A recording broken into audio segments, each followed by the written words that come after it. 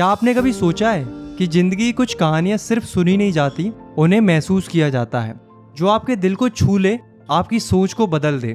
मैं हूं राहुल रावत और आज हम क्लास 12 के एक ऐसे ही चैप्टर को पढ़ने जा रहे हैं जिसमें मुस्कुराहट कम है और मजबूरी ज़्यादा है। इसका नाम है lost spring, the stories of stolen childhood, जिसे लिखा गया है एनीस जंग के द्वारा। इस चैप्टर में हम मिलेंगे दो बच्चों से, साहिब और मुकेश से। दोनों के सपने बड़े हैं, लेकिन उनका सच उनके सपनों से बिल्कुल अलग है। तो चलिए इन बच्चों की कहानियां समझते हैं। ना सिर्फ पढ़ेंगे बल्कि महसूस करेंगे कि कैसे किसी का बचपन सिर्फ एक मुस्कुराहट नहीं, एक अधूरा सपना बनकर रह जाता है। Sometime I find a rupee in the garbage. हमारी पहली कहानी शुरू होती है साहिब से, जिसका पूरा नाम है साहिब आलम। हर सुबह ऑथर एनीस जंग उसे और उसके दोस्तों को कचड़ों के ढेर में कुछ ढूंढते हुए देखती है। ये लोग रिग पिकर्स हैं, यानी कि कचड़े बीनने वाले हैं। साहिब का परिवार 1971 में बांग्लादेश के ढाका से आकर यहाँ दिल्ली के सीमापुरी इलाके में आकर बस गया था, क्योंकि तूफान ने उनके खेत और घर तबाह कर दिए थे, सब कुछ छीन लिया था। सीमापुरी एक स्लम एरिया है जहाँ कच्चे घर हैं, टिन की छतें हैं और बेसिक सुविधाएं जैसे बाथरूम, नाली या पानी का तो कोई नामो निशान ही नहीं है। यहाँ करीब 10,000 से ज़्यादा रिग पिकर्स रहते हैं, बिना किसी असली पहचान के। बस उनके पास राशन कार्ड्स हैं जिससे उन्हें अनाज मिल जाता है और यही इनका जीवन है। इन बच्चों के लिए कचड़ा एक अलग ही चीज़ है, जैसे एक जादू का पिटारा हो। उन्हें कभी उसमें 1 रुपया मिल जाता है तो कभी 10 का नोट। इसलिए उनका हर दिन एक नया एडवेंचर होता है कि क्या पता आज कचड़े के ढेर में उन्हें क्या नया मिल जाए। उनकी आंखों में एक चमक होती है, जैसे कचड़ा उनका खजाना हो। पर बड़ों के लिए ये सिर्फ जिंदा रहने का एक जरिया है। एक दिन ऑथर, यानी कि जिन्होंने इस कहानी को लिखा है, वो साहिब से पूछती हैं कि तुम स्कूल क्यों नहीं जाते। तो साहिब मासूमियत से कहता है कि मेरे मोहल्ले में कोई स्कूल नहीं है, जब बनेगा तो मैं जरूर जाऊंगा। ऑथर मजाक में कहती हैं कि अगर मैं स्कूल शुरू करूं तो क्या तुम आओगे। तो साहिब कहता है हाँ। उसकी आंखों में एक चमक आ जाती है, जैसे उसने कोई खूबसूरत सपना देख लिया हो। कुछ दिन बाद वो ऑथर से पूछता है कि क्या आपका स्कूल तैयार हो गया।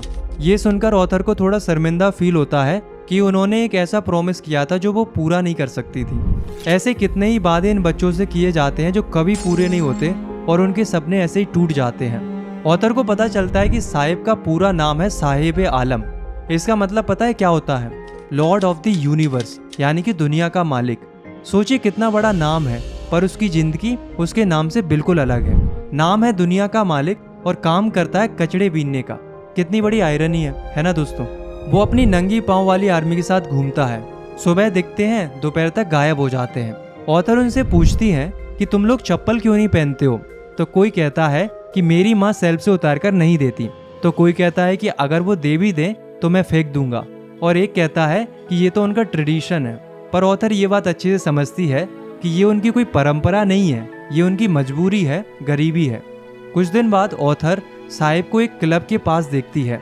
वहाँ स्कूल के अमीर बच्चे टेनिस खेल रहे होते हैं, अच्छे कपड़ों में, अच्छे जूतों के साथ। साहिब उन्हें देखकर खुश होता है, जैसे उसकी आंखों में एक छोटा सपना जाग गया हो टेनिस खेलने का।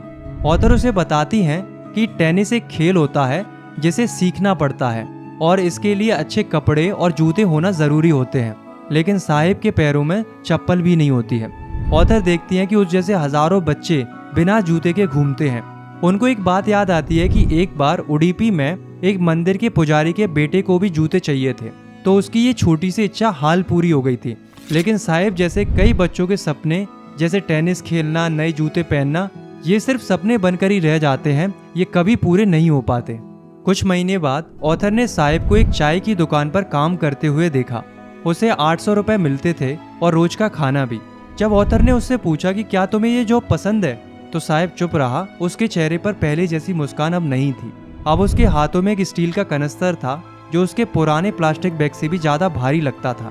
प्लास्टिक बैग उसका अपना था, लेकिन ये कनस्तर दुकान के मालिक का था। अब साहिब अपना मालिक नहीं रहा था। उसने कचड़े के ढेर में मिलने वाली आज़ादी को एक जॉब के लिए छोड़ दिया था, लेकिन उसके साथ ही उसका बचपन भी छूट गया था। उसकी आंखों की चमक, उसकी चेहरे की खुशी, सब कहीं खो गई थी। अब साहिब एक काम करने वाला लड़का था जो सिर्फ जिम्मेदारी समझता था। उसका बचपन, उसकी मस्ती, उसका स्प्रिंग, सब कुछ गायब हो गया था, सब कुछ खो गया था। I want to drive a car. अब हम चलते हैं फिरोजाबाद में। एक ऐसा शहर जो इंडिया की ग्लास ब्लोइंग इंडस्ट्री के लिए मशहूर है। यहाँ लगभग हर दूसरा घर चूड़ियाँ बनाता है। सदियों से लोग यही काम करते आ रहे हैं, जैसे ये उनकी किस्मत हो। इस शहर में हम मिलते हैं मुकेश से।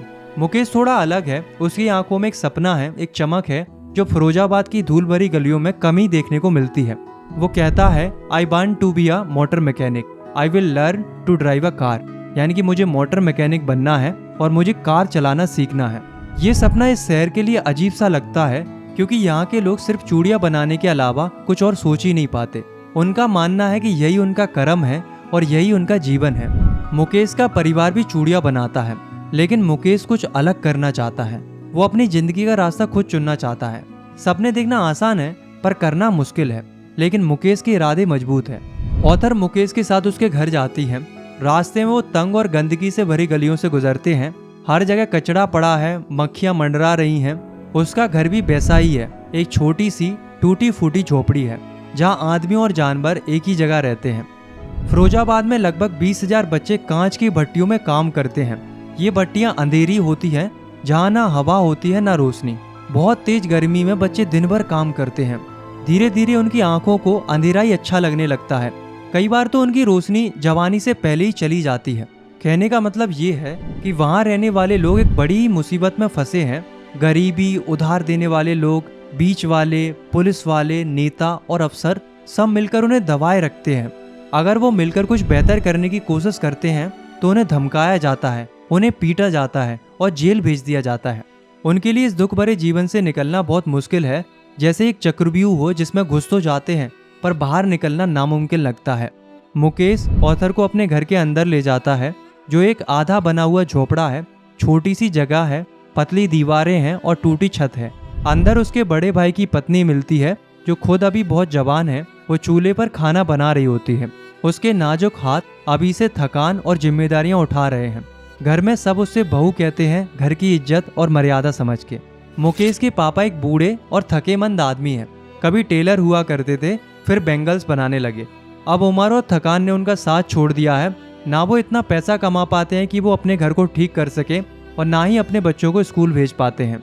उन्होंने अपने बच्चों को सिर्फ एक ही चीज़ सिखाई है, बैंगल्स बनाना। उनके लिए यही उनका काम है, यही कर्म है और यही उनकी किस्मत है। इसी में उनका जीवन बीत गया है और अब वही रास्ता वो अपने बच्चों के लिए भी देखते हैं। मुकेश की दादी कहती हैं, ये उसका कर्म है, ये उसकी किस्मत है। हम भगवान की दी हुई परंपरा को तोड़ नहीं सकते।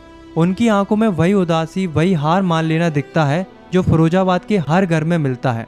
वहाँ रहने का मतलब ही है बैंगल्स बनाना। पीढ़ी दर पीढ़ी लोग वही काम करते आए हैं। लेकिन मुकेश वो अलग है। उसकी आंखों में उदासी नहीं है, बल्कि एक छोटी सी रोशनी है। उसके सपने उसकी किस्मत से अलग है। वो एक मोटर मैकेनिक बनना चाहता है, एक ऐसा सपना जो उसकी जिंदगी से काफ़ी दूर है। वो कहता है कि मैं गैरेज जाऊंगा और काम सीखूंगा। गैरेज उसके घर से काफ़ी दूर है, पर वो बिना हिचकिचाए कहता है कि मैं पैदल जाऊंगा। उसके शब्दों में दम है, इरादों में एक पक्कापन है। ऑथर उससे मुस्कुराते हुए पूछती है कि क्या तुम प्लेन उड़ाने का सपना भी देखते हो? ये सुनते ही मुकेश एकदम चुप हो जाता है। उसकी आंखें नीचे झुक जाती हैं। धीरे से कहता है, नहीं। उसका सपना सड़कों पर दौड़ती हुई कार्स तक ही सीमित है, क्योंकि फिरोजाबाद के आसमान में प्लेन्स बहुत कम ही उड़ते हैं। उसका सपना अभी भी उस धूल से लिपटा हुआ है जहाँ से वो खुद आया है।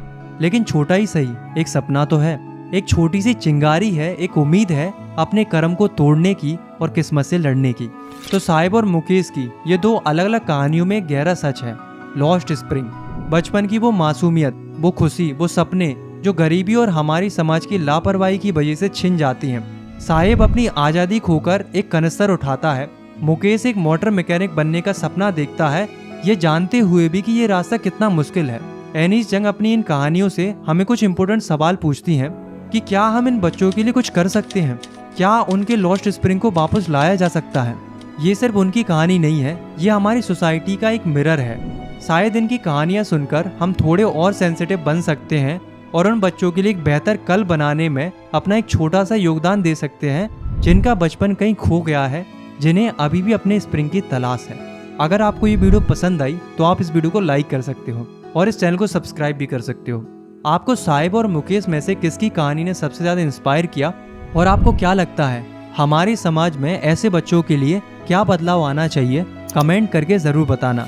अगली वीडियो में हम मिलेंगे एक नए चैप्टर के साथ। तब तक के लिए टेक केयर, बाय बाय।